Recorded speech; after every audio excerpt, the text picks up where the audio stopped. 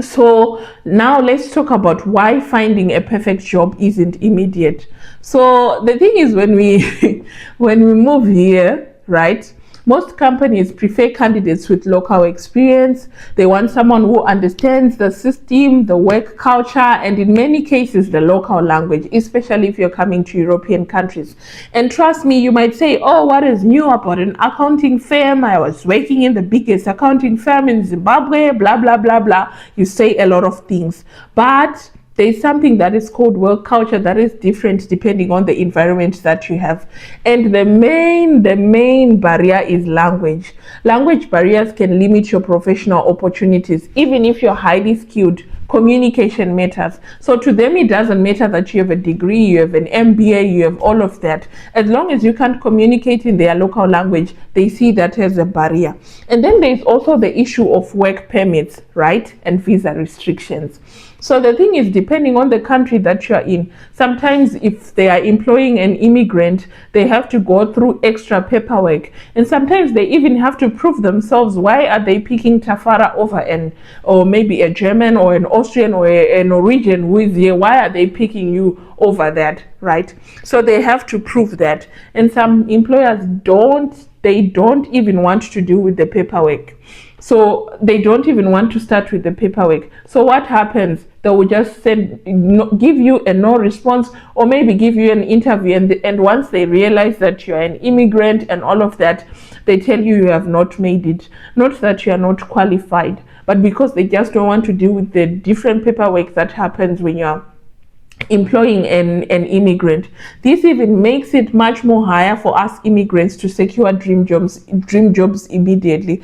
It takes God's grace, chance, and everything for you to be actually employed. So sometimes it's not that you're applying and you're not getting the job and things are not going well for you. It doesn't mean you are not qualified or you are not good.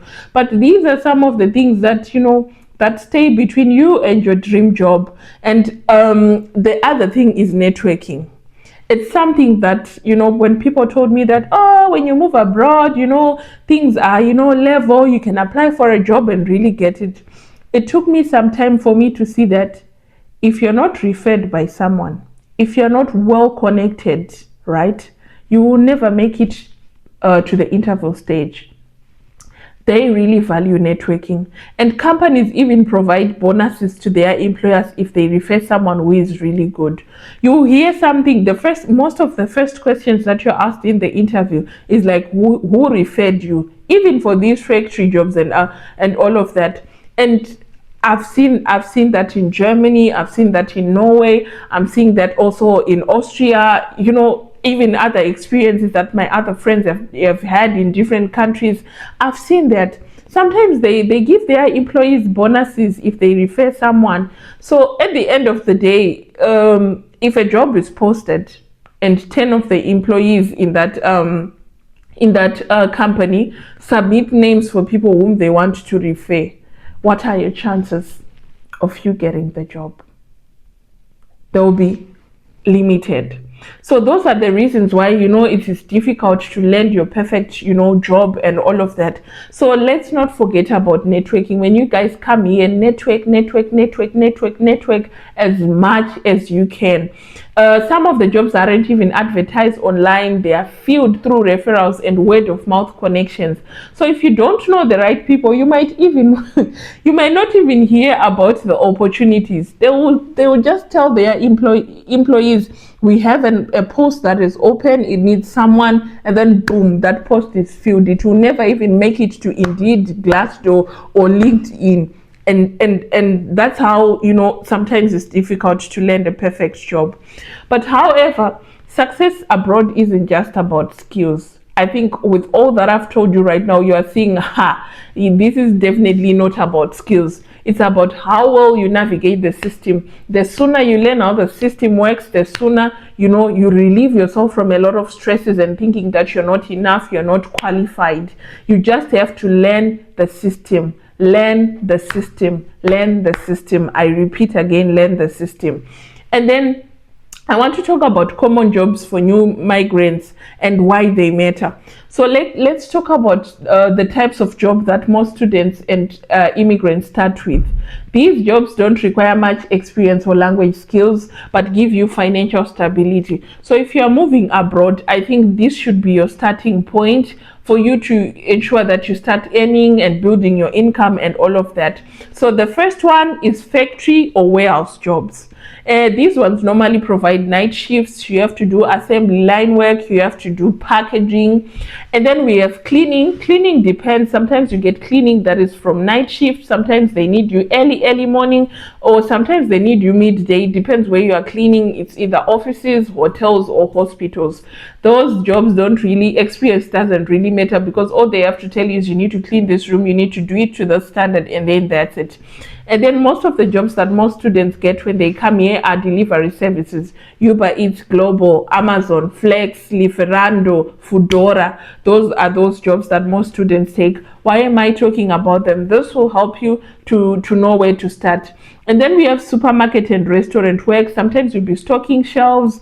Sometimes you'll be a kitchen assistant. Sometimes a cashier if your language, levels are really good.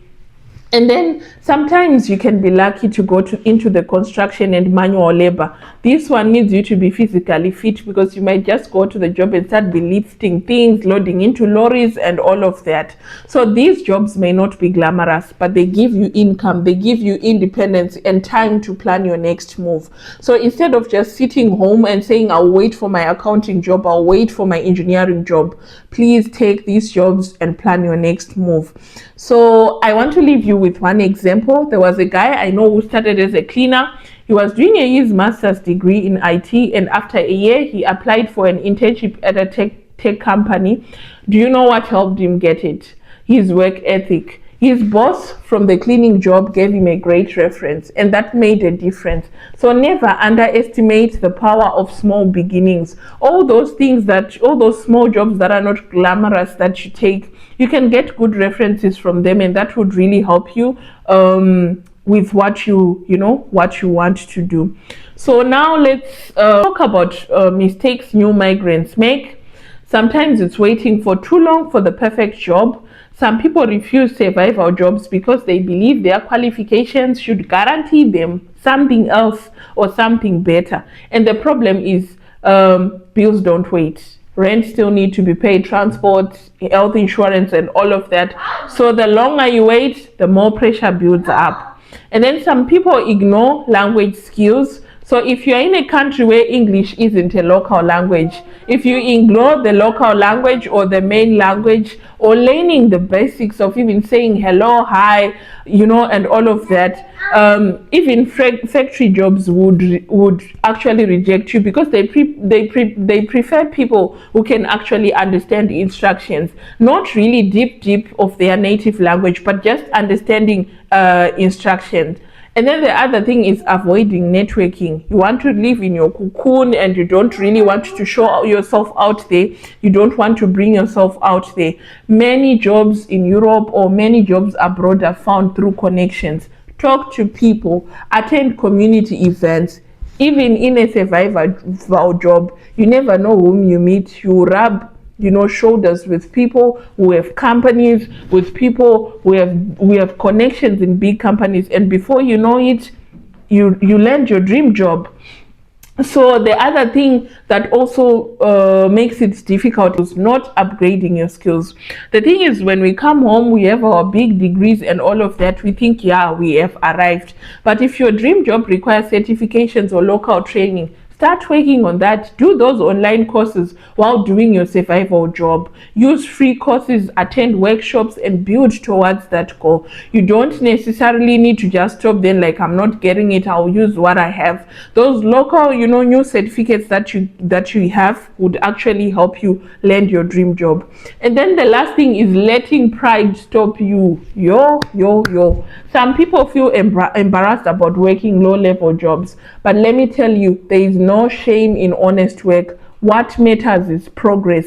As long as you are paying your bills and as long as you are not selling illegal drugs on the streets, please do those jobs. So I want to leave you with something that is progressive, which is how to move from survival jobs to career jobs. As long as you apply all of those things that I have told you about, you are bound to get your better job or to get your dream job. But one thing that you need to do is to keep applying for better jobs. Even while working, never stop sending applications. Send as many as you can. We learned about sampling. The more you increase your applications, the more chances of you being picked. Also, get additional training. If your field requires certification, invest in it. Do that certification.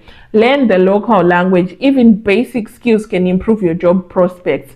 Also, build connections, attend events, talk to people. Use LinkedIn. LinkedIn is a good platform to network. Request those people in the same field, in the same environment that you are in. But above all, I want you to stay patient, consistent. It takes time, but you know what? Every step counts. Every success that you see out there has a story of struggle. The difference between those who make it and those who don't is that they have adaptability. Be willing to adapt. Be willing to start small while working towards big goals. So I hope that this video really helps you to know that success abroad is not instant. It takes time, it takes patience, it takes, strategic moves. So your first job might not be what you have dreamed of, but it's a step in the right direction. So I want to wish you all the best in your applications, and I want to tell you that if you are in this situation, it doesn't mean that you're going to stay there. Do what you can to survive, because every millionaire, every CEO, every successful immigrant that you see started somewhere. Some worked jobs that were even worse than what I mentioned. Some worked as dishwashers. I have worked as a dishwasher. Others did manual labor. Some started in jobs completely unrelated to their field, like you are going the other direction, but they made it. They didn't stop there. So if you're feeling stuck, remember this, it's just the beginning. Keep pushing, keep improving, and your breakthrough will come. Thank you for watching. Please subscribe, like, comment, and share with others. Until next time, see you.